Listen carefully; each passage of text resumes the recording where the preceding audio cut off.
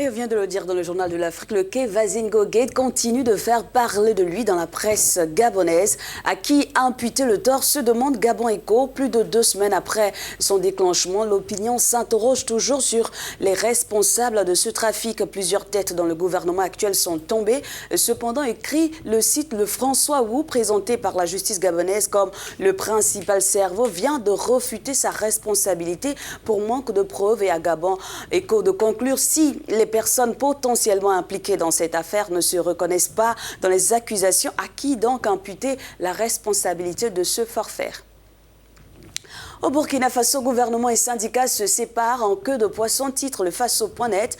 Le mouvement syndical exige à tout préalable, la suppression de l'impôt unique sur le traitement des salaires, un point sur lequel, souligne le site, le gouvernement s'était engagé lors de leur dernière rencontre en 2017.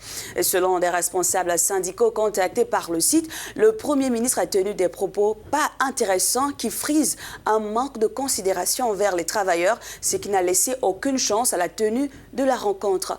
Et enfin, Asamoah Gyan va-t-il revenir sur sa décision de quitter l'équipe nationale du Ghana à seulement un mois de la compétition? Ghana Web semble avoir davantage.